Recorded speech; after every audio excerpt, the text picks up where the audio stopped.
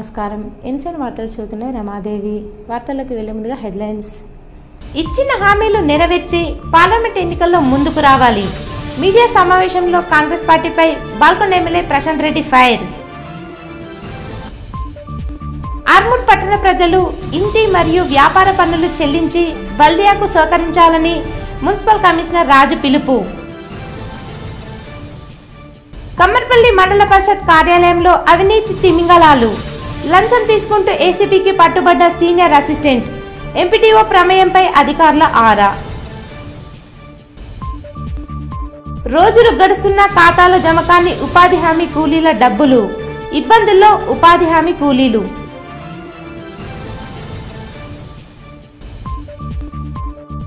Parliament ఎన్నికల నేపథ్యంలో ఎన్నికల కమిషన్ ఆదేశాల మేరకు వాహనాల విస్తృత తనిఖీలు.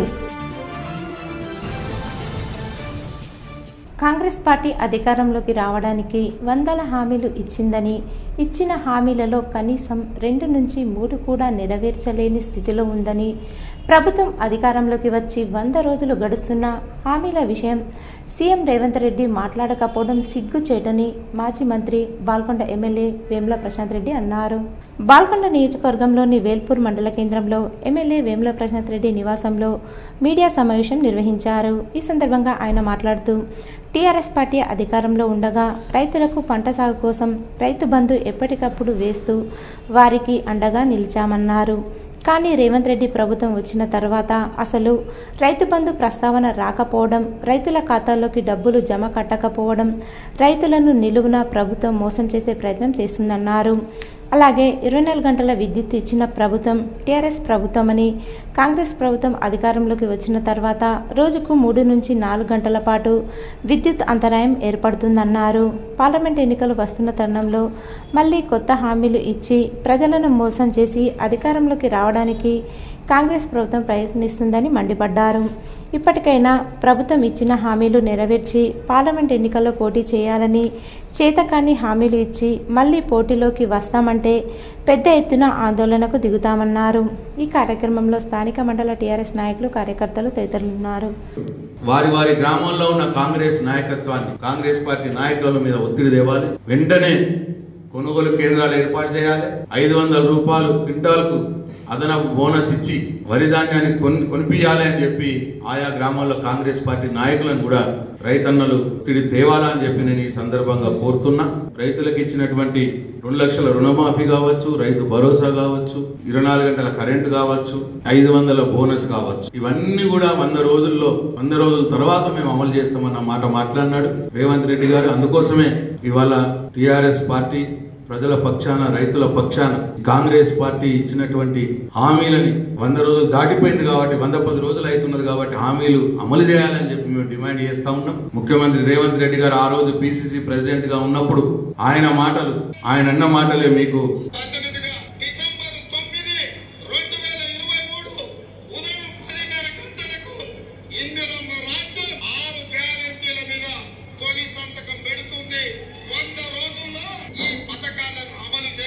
డిసెంబర్ 9 నాడు 10:30 గంటలకు ఈ 6 గ్యారంటీలు 13 హామీలు ఏవైతే వాళ్ళు ఇచ్చినారో, ఈ 6 గ్యారంటీలు 13 హామీల మీద తొలి సంతకం పెడతా అని చెప్పినాడు అప్పుడు. కానీ ఇప్పుడు మట్టుకు పెట్టలేదు. ఇప్పుడు 100 రోజులు అయిపోయింది, ఇది 110వ రోజు. అందుకే మిమ్మల్ని డిమాండ్ చేస్తా ఉన్నాం, మీరు ఈ 6 గ్యారంటీలను అమలు చేయాలి తప్పకుండా. లేకపోతే పార్లమెంట్ ఎన్నికల్లో ఓట్లు అడిగే మీకు నైతిక హక్కు లేదు అని చెప్పి గుర్తు చేస్తా ఉన్నాం.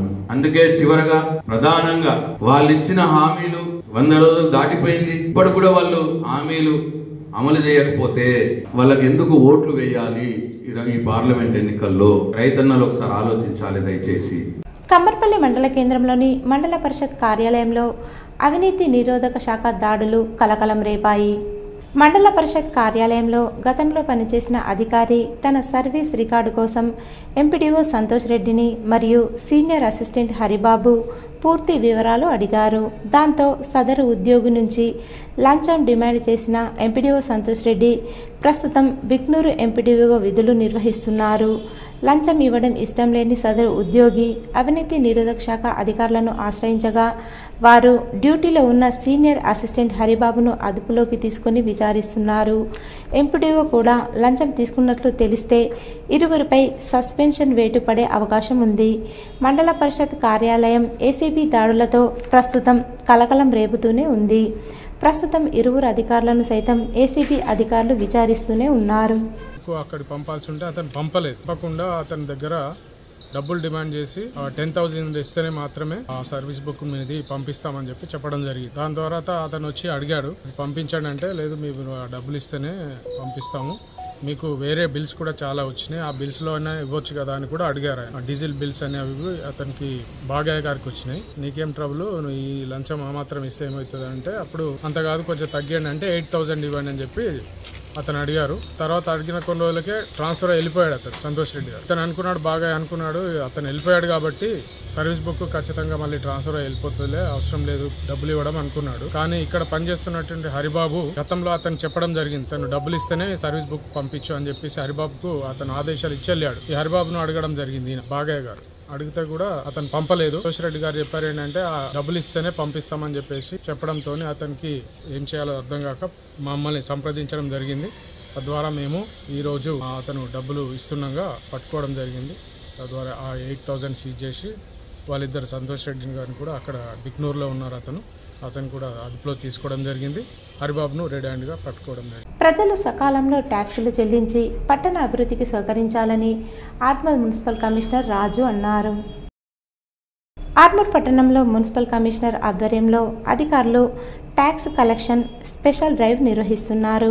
ఇంటింటికి తిరుగుతూ పన్నులు వసూలు చేస్తున్నారు. ఈ సందర్భంగా కమిషనర్ రాజు మాట్లాడుతూ పట్టణ ప్రజలు పన్నులు సకాలంలో చెల్లించి అభివృద్ధికి సహకరించాలని, స్పెషల్ డ్రైవ్లో భాగంగా ఇంటికి వచ్చిన అధికారులకు పన్నులు చెల్లించాలన్నారు.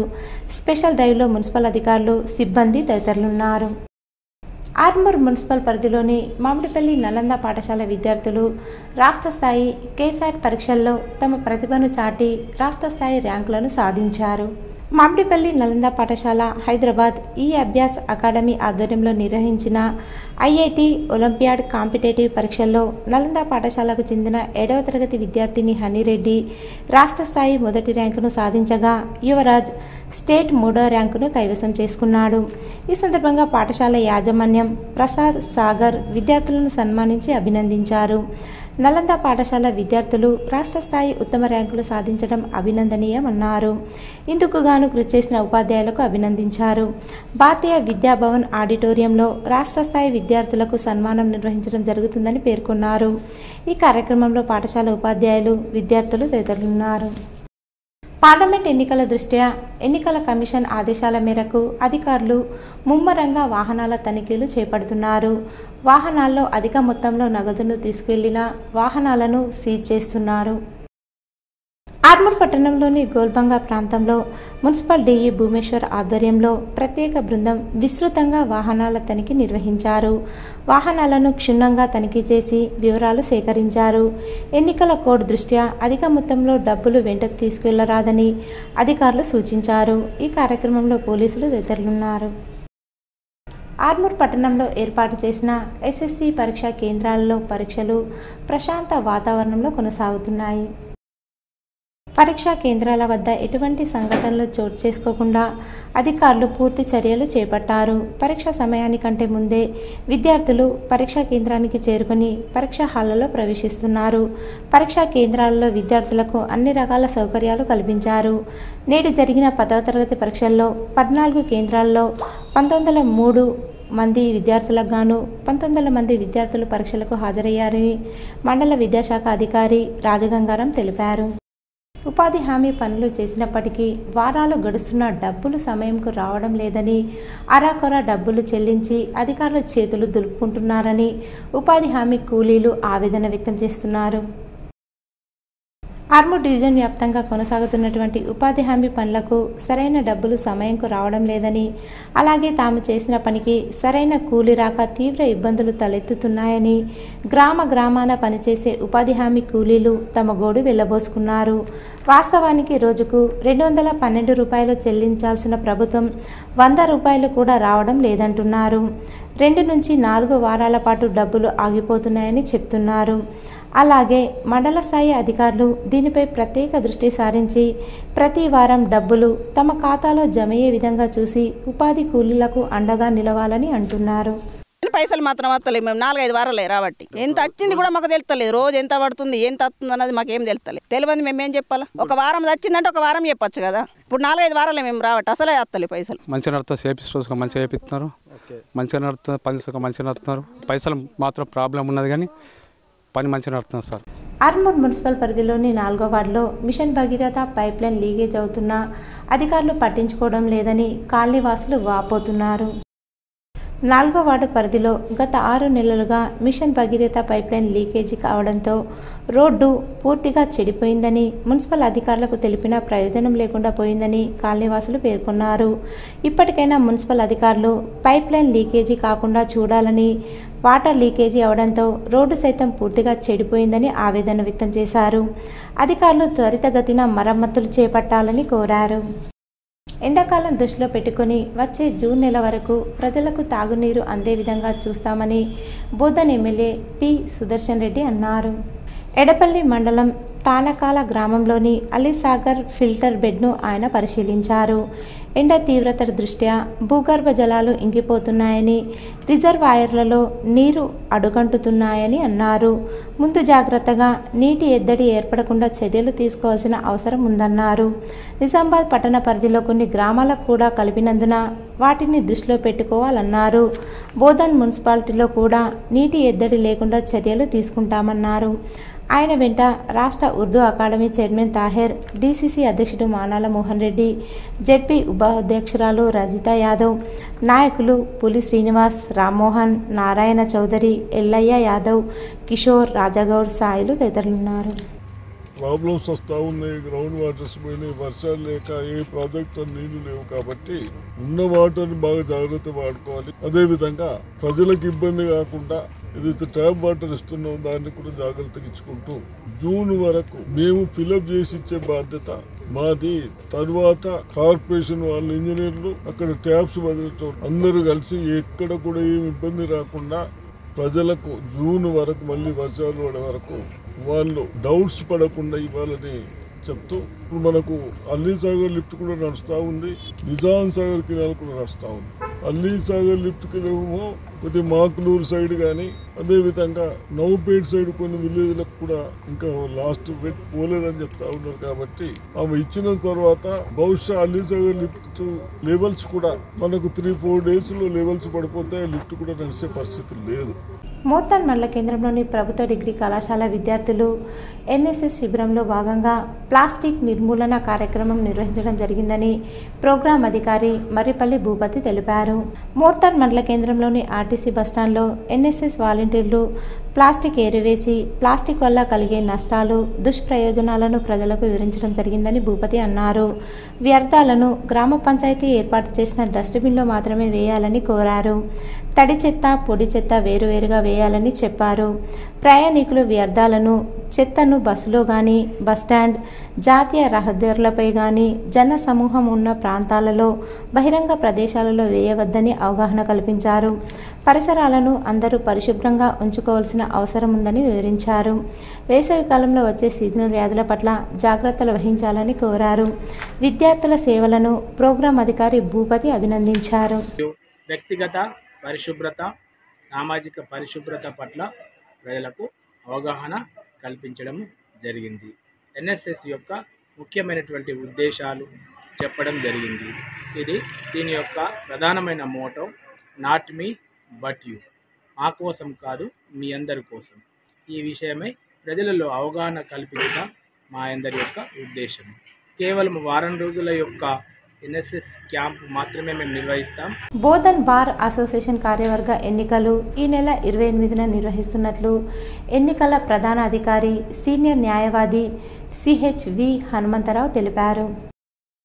ఎన్నికల నిర్వహణలో సహకరించడం కోసం సహా ఎన్నికల అధికారిగా జి రవీంద్రను నియమించినట్లు ఆయన అన్నారు.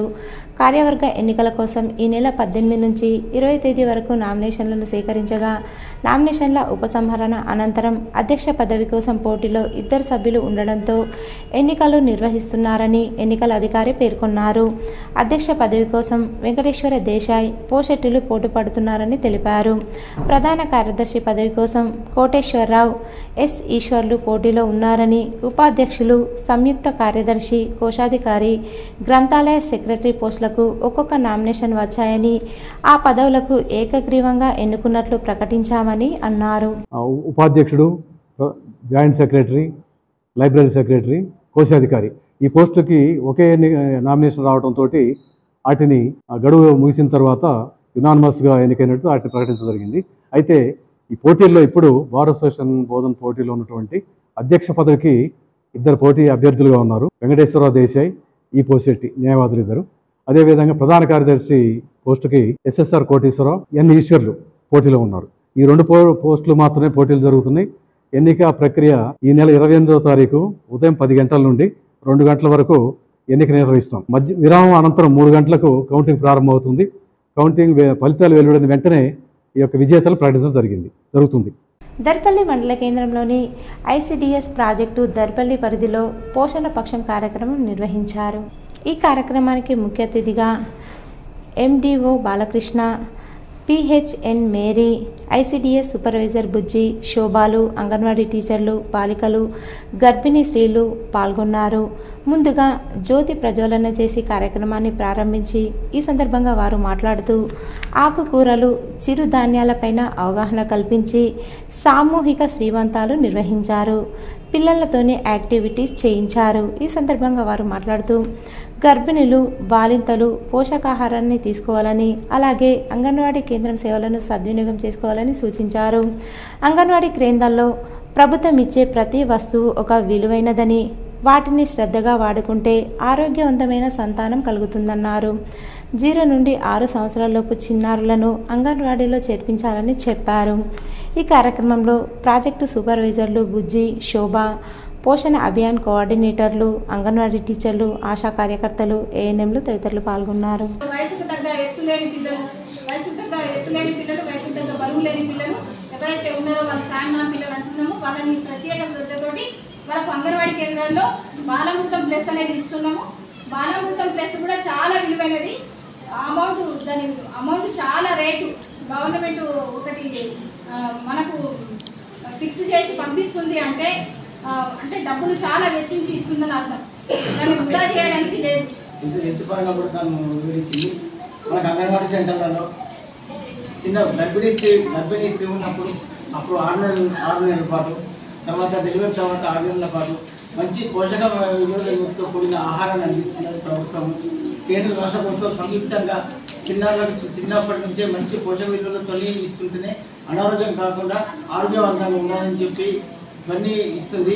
మనకు ప్రభుత్వ పరంగా ఇచ్చేది కూడా ప్రతిదీ సైంటిస్టులు వాళ్ళు చాలా మటుకు మంచి. ఈరోజు వార్తల్లోని హెడ్లైన్స్ మరోసారి. ఇచ్చిన హామీలు నెరవేర్చి పార్లమెంట్ ఎన్నికల్లో ముందుకు రావాలి. మీడియా సమావేశంలో కాంగ్రెస్ పార్టీపై బాల్కొండ ఎమ్మెల్యే ప్రశాంత్ రెడ్డి ఫైర్. ఆర్మూర్ పట్టణ ప్రజలు ఇంటి మరియు వ్యాపార పన్నులు చెల్లించి బల్దియాకు సహకరించాలని మున్సిపల్ కమిషనర్ రాజు పిలుపు. కమ్మర్పల్లి మండల పరిషత్ కార్యాలయంలో అవినీతి తిమింగలాలు. లంచం తీసుకుంటూ ఏసీబీకి పట్టుబడ్డ సీనియర్ అసిస్టెంట్. ఎంపీటీఓ ప్రమేయంపై అధికారుల ఆరా. రోజులు గడుస్తున్న ఖాతాలో జమకాని ఉపాధి హామీ కూలీల డబ్బులు. ఇబ్బందుల్లో ఉపాధి హామీ కూలీలు.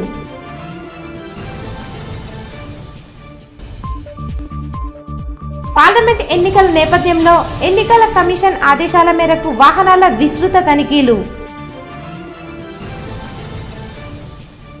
ఇవి ఈరోజు బులెటిన్లోని విశేషాలు. తిరిగి వచ్చే బులెటిన్లో కలుసుకుందాం. అంతవరకు సెలవు. నమస్కారం.